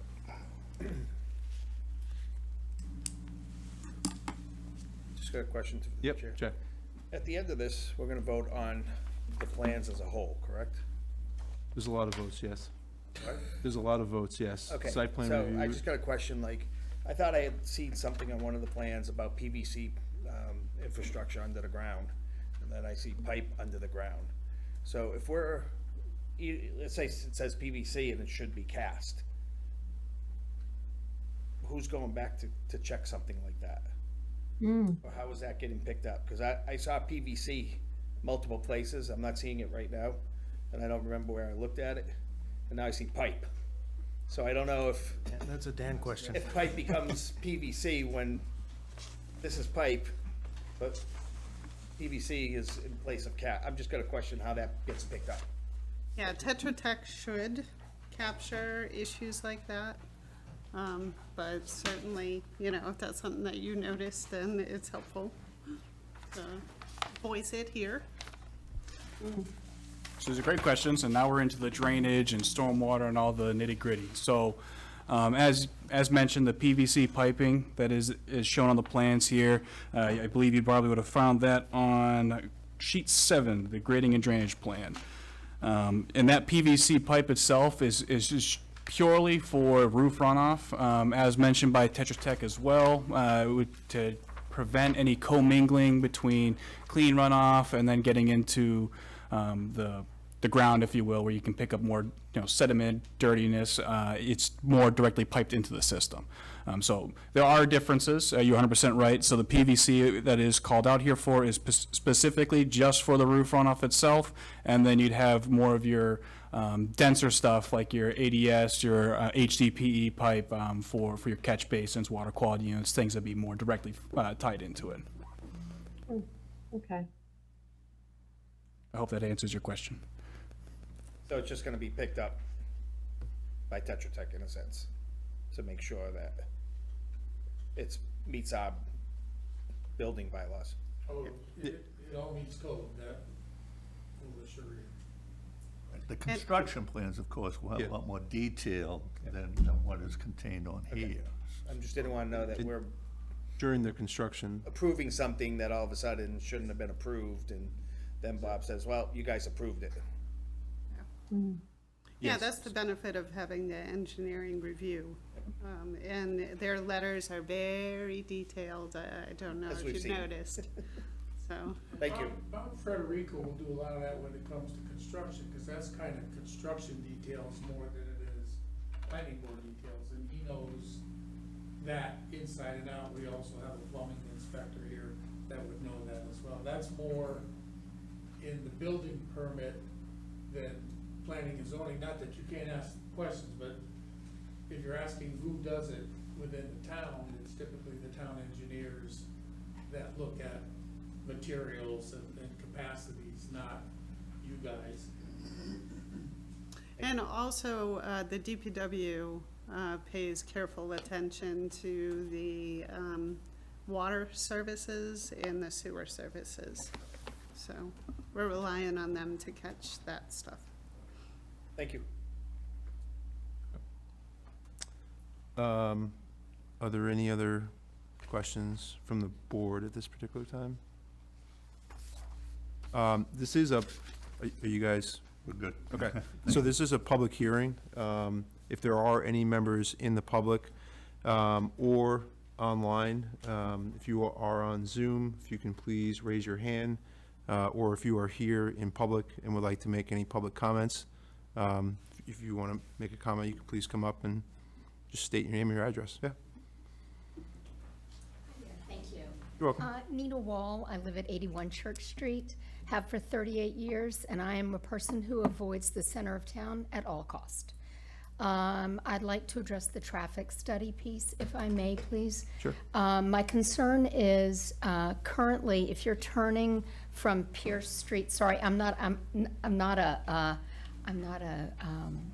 a visual person, so I've got to think where I'm driving here. If I'm driving from Pierce Street onto Church Street, currently, as you all know, there is no left turn onto Church Street. That's a joke. I see people there constantly trying to turn left, and people will let them out. A lot of times, our wonderful police department will be there, and they will pull them over. If they can't, if no one does let them in, they're clearly breaking the law, they will try to turn left into the mobile station and cut through. I'm not sure if you all are aware, there is a no left turn sign right across from the mobile station, and people still turn into the mobile station and cut through. So what is it that you all are going to do by having an entrance and an exit to this property on Church Street that's going to alleviate or prevent people from using this property as a cut through to get to West Main Street? That's one of my biggest concerns. Secondly is the whole traffic study. I think doing 1 day of data, and I could be mistaken, maybe I heard a month, but then I heard it winnowed down to 1 day for in and 2 days for out, or vice versa. I don't feel that that's enough data. Those are DOT facts and figures, and you're talking to a human being standing in front of you who drives that multiple times a day, and it is a nightmare. School buses, we've got Melican Middle School there, you've got the Z School there, you've got Lincoln Street School there, you've got all those buses coming twice a day. And then lastly, I know the traffic study, the peak hours were 7 a.m. to 9 a.m., and then I believe it was 4 to perhaps 6 or 6:30. You are completely discounting the school dismissal hours with all those buses. So I think it's really important that you go back and look at those figures as well. Thank you, appreciate it. Thank you. Oh, I have one more thing, I'm sorry. Oh, yeah. Yeah, go ahead. Husbands do. So just so you all are aware, the the Northborough Board of Selectmen did approve a drop in the speed limit on Church Street to 25 miles an hour. I believe it was at their February meeting, in case you aren't aware of that. I think it's Colby Street, headed south to the center of town, in what might be referred to as the Historic District. So that information that Kenneth provided at those rates, those speed limits are inaccurate. They have not, the signs haven't been put up yet by the DPW, but they are forthcoming. Okay. Thank you. Thank you very much. I see Mitch Cohen, you have your hand raised. If you could just please state your name and address. Sure, Mitch Cohen, 12 Whitney Street. Thank you very much. I've been watching the proceedings tonight. Decided to dial in. I appreciate the board's strong support of the crosswalks. I appreciate you can't fund it, but you can ensure that it happens one way or the other. I just want to make sure that the rectangular flashing beacons that the town has been installing, including the one that was referenced near Pleasant Street, further up Church Street, is going to be part of that plan also. Those are really important, especially as you get into busier areas like this. Tremendously supportive. When I was on the select board, we expanded the use of those in town, including the Pleasant Street location. So I'd appreciate if the board could consider including that in your requirements as well. Thank you. Okay. Thank you, Mitch. All right. Are there any other further comments from the board at this time? So I think that there's probably some additional homework. Oh, sorry. Millie, you have your hand raised? Yeah, I actually think some great points have been raised. And I would like to ask, I unfortunately didn't see the traffic study myself, and actually was curious, thank you for bringing it up, about what day that traffic study was done, and if there is an opportunity to maybe expand that into other days to maybe encapsulate some of the concerns that the residents have. And also, I think that's a good point about the flashing beacons. April 15th. And 16th. Yeah, so I think the traffic study was done on April 15th and 16th.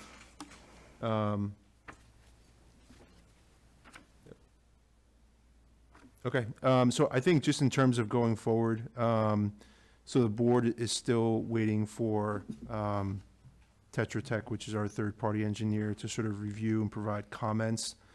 Lori, I don't know exactly how long it would take them to do that, but I think we would expect, obviously, a response from the applicant based on their comments, and whether that results in changes or your opinion on why you will or won't do things that they suggest. So I think that's an open question. In regards to,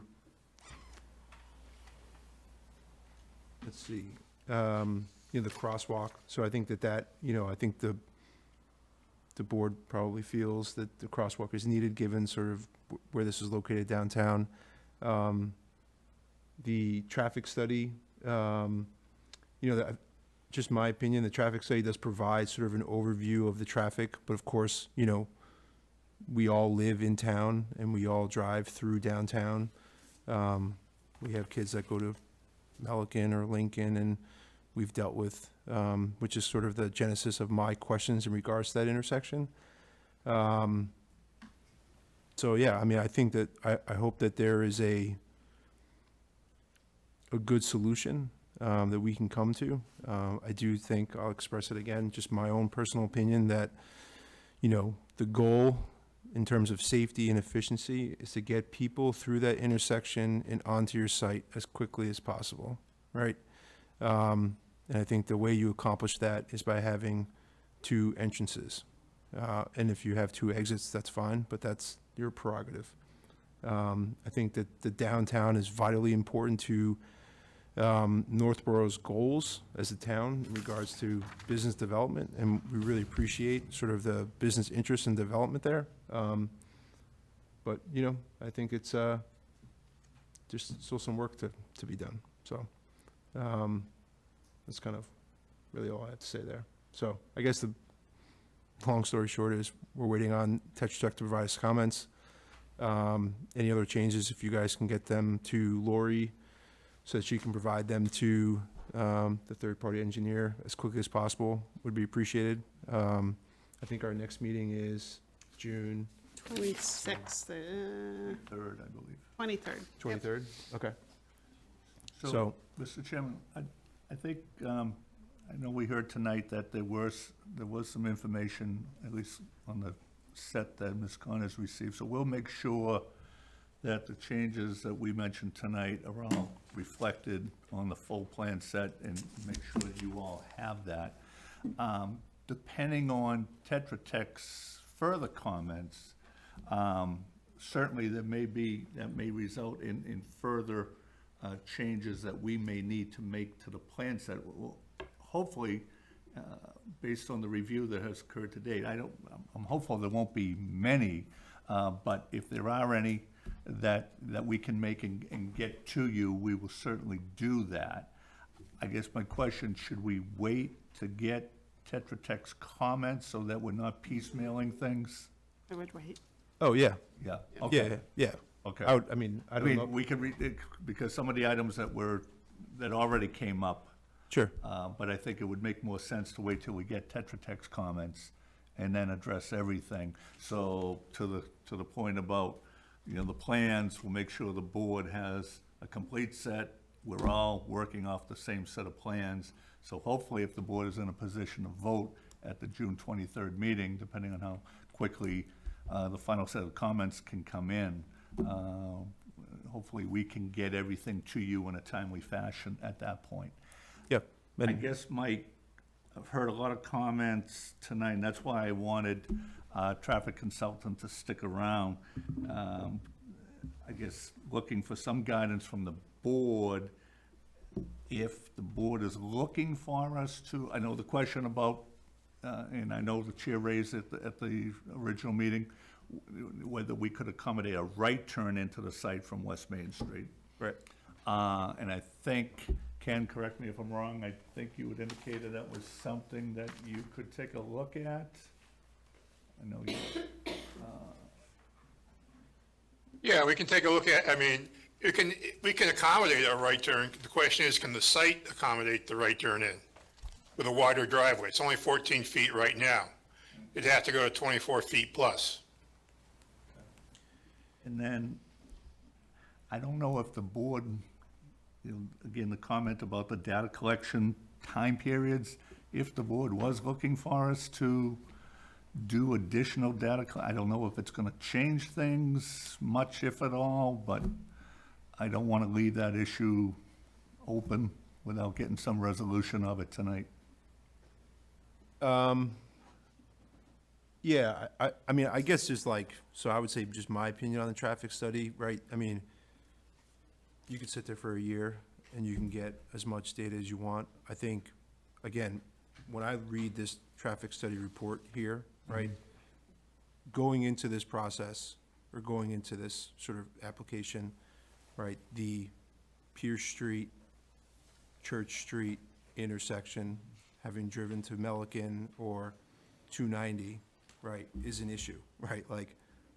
And that's without any data whatsoever, right? Having lived here for, say, 10-plus years, which is, whatever. So I get the traffic study, and I see that the speeds that are driven on Church Street are higher than on Route 20, so Church Street was found, relatively small, but Church Street was found to have, speeds of 32 to 30 miles an hour. Route 20, where westbound was 29 to 31, right? So, but it's a little bit faster on Church Street. How fast can you really go by Whitney Street, right? Reading this traffic study sort of confirmed my previous assessment of that intersection, that it is an issue, right? And again, going back to what I had said last meeting and reiterate today is, I think as a board, right, safety, pedestrian safety, car safety, that's all things that we should be keeping in mind when we're sort of making that decision, right? This is a very, this is the intersection of Northborough, right? Like, we maybe have 2 or 3 in town.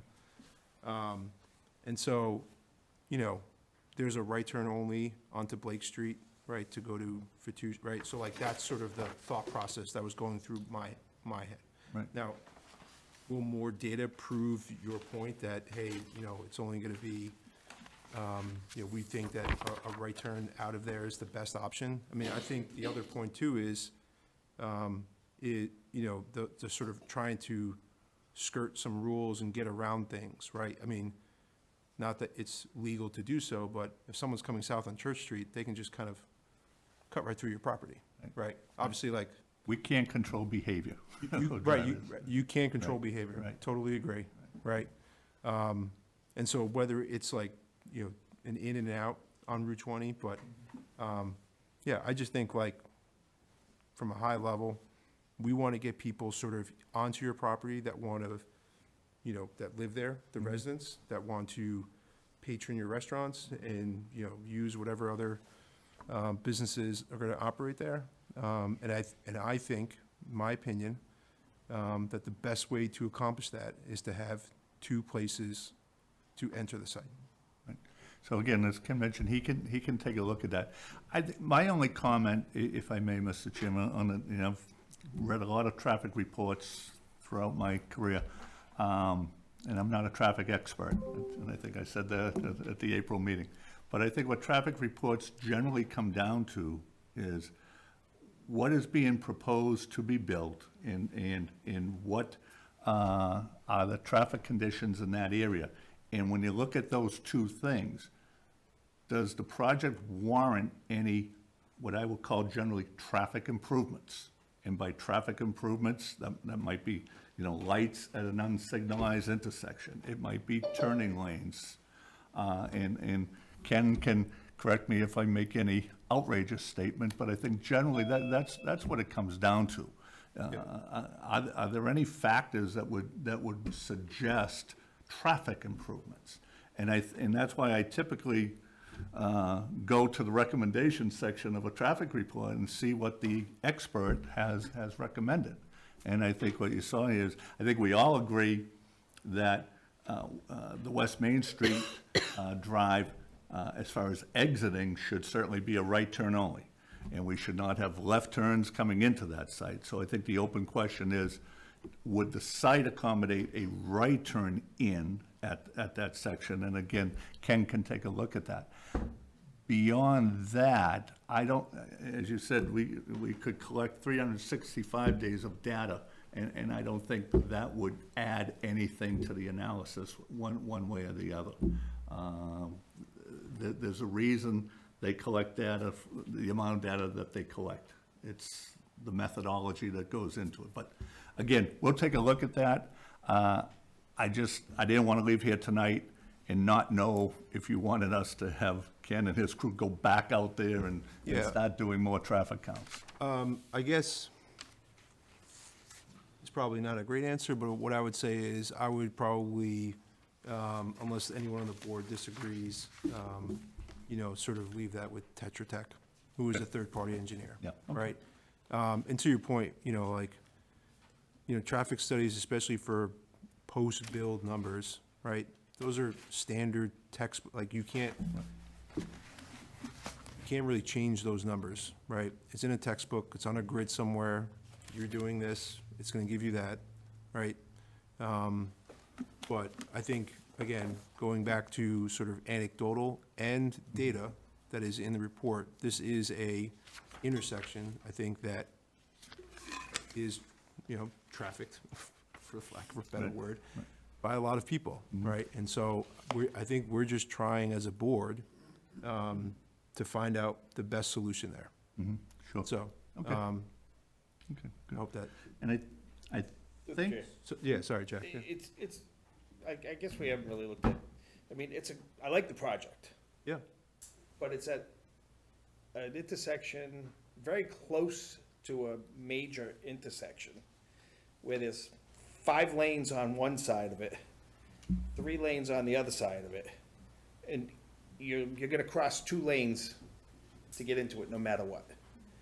And if the lights are green, you know, I thought the traffic engineer was very generous in saying it was only 36 miles an hour, because it's more than 36 miles an hour. And so, you know, we're looking at a project that they're asking for a waiver from the lot area size. Yep. And it's sandwiched into this little area between two streets meeting a major intersection. So I don't know how we find a great way for this to work that doesn't impact a significant amount of traffic either way. Yeah, I mean, I think we know this is gonna have an impact on traffic, right? Like, Right. there's So gonna be an I look additional- at you saying you want the right-hand turn, but I look at that entrance and I look at the way they have it drawn, it's like you can come and go from either side. And I would have said, okay, if it's really just a right-hand turn, it should be a directional right-hand turn, so that you just can't turn into it. It has to be just one way. Sure. But it's a 14-foot entrance right now with a green area at the front and a building on the opposite side. I don't know where you're gonna get another 10 feet because it goes straight into the parking spaces. Yeah, I mean, yeah, So I just, yeah, I'm really having trouble on how people get in and out of there safely. Because it's just too much going on. And I agree with Ms. Wall, you know, Pierce Street, you know, first of all, I didn't know you could take a left onto Pierce Street when you're at that red light, because there's a directional red light, and our building inspector said we could. You know, so that messes that up also. sure, yeah. You know, and we've all seen the people taking the left-hand turn out of Pierce. So, Yep, I mean, I would say, you know, I think we're just trying to explore every Right. potential option there is, right? And I think that there are some things that are very straightforward and easy, like leaving the site on Route 20, like you can't make a left, okay? It's pretty obvious, right? But trying to look at ways to get people onto the site, I think just kind of needs to be looked at, to be honest, right? And, yeah, I mean, you know, I think you had brought up the idea last meeting, and I actually do think it's a great idea The crosshatch. of the no stopping sort of line markings. I think it's a great idea, because again, that, you know, people making a right on Church, and then sort of, it's not like a straight line or a, you know, you kind of have to make a right and then kind of diagonally. Yeah, it's a weird turn, but preventing people from blocking the entrance, I think, is a great idea, right? That's something that we should definitely be sort of pursuing, right? But, yeah. And on the flip side, of course, I think it's important to remember that this is a downtown. And one of the things that we've been striving to do is to make a downtown more pedestrian-friendly. And by nature of where this is and how difficult it is to navigate the downtown by vehicle, this may actually encourage folks, like particularly the residents who live there. There's going to be, you know, 9 units. So instead of them getting in their cars all the time to go from place to place, they can walk from place to place. And that is a consideration as well. There may not actually be as many vehicle trips as anticipated in the traffic study, because the people who live there may be inspired to walk more. So there's that. Does that help you? I mean, Yeah, sorry. no, I think, yeah, I think we've heard you loud and clear, both at the previous meeting and tonight as well. I think we'll huddle with Ken and wait for the comments from Tetra Tech and see what, I'm sure Tetra Tech will have comments, particularly on the traffic report, and, I'm confident that we can all come to a consensus on it. One final, just procedural item, I had sent the letter to extend as the Oh, that's, signed that's paper the on one the that's on the ground, okay. Yeah. All right, I'll go. He did sign it. Okay. In case we need it. Is that my copy? I'll have to, I'll scan and email it to Okay, you. thank you. Sorry, I guess just to the July meeting. Yeah. June, And that, June meeting. it's to the, it's to July 31st. Oh, I'm sorry, the extension. I Yeah, thought yeah, you were talking about the continuance for tonight. Yeah, And yeah, that yeah. maybe they won't need it, Yep. Yeah. so that is a possibility. Right. So, Mr. Chairman, would be asking respectfully for the board to continue this hearing to your meeting of June 23rd? Okay, thank you. Are there any other comments from the board at this time? Otherwise, we'll entertain a motion to continue this hearing to the June 23rd. Is that right? Can I just second? At Motion? 7 And PM? if you can specify the time. It's to continue this 7 hearing to the June 23rd meeting at 7 PM. A second? So moved. Let's so move it. Second. Second. Second. All right, all those in favor? Aye. Aye. All I don't have it written in front of me. right. Thank you very Great, much. thank you very Appreciate much. it. All right. So, just, Thank you. so just quickly for the next couple of items, so reorganization, so obviously Brad could not be here tonight because of the baseball game. I think we should push this to the next meeting when he is here. I thought you were gonna nominate him for chair. Oh, I should, right? I was like, oh my gosh, are you gonna nominate him? Second it. That's actually not a bad idea. Didn't we just reorganize 3 months ago? You have to do it after the election. Yeah, so we once a typically do year. it, we typically do it in May, yeah. That would be-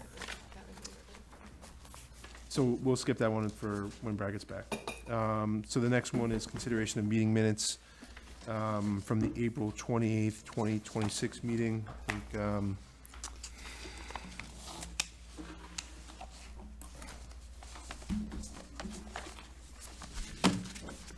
does everyone have a copy? Do we have to approve the 14th one too?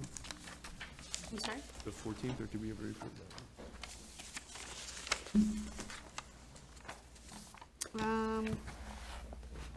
Yeah. It is the 14th. Okay, We had it as, we moved the date. I can't remember why. Oh, Oh, right. because of town meeting. all right, so it's not the 28th, it's the 14th. Yeah, it's the All right, so, is there a motion to approve the meeting minutes from the April 14th? Got some question first? Yep, I'm not that well versed in the public meeting and you have others present. So Millie wasn't here at the last meeting, but she participated. Do we list her anywhere at any point? Like if you got others present, but she was sort of present. Yeah, sure, we can add her. But I'm just wondering if, like Mitch Cohen spoke tonight, do we pick that up anywhere, or is it just on the audio and the video? Typically, it would be under others present. So I'll add Millie. Do you have to distinguish whether they're physically here or is it virtual? Doesn't matter.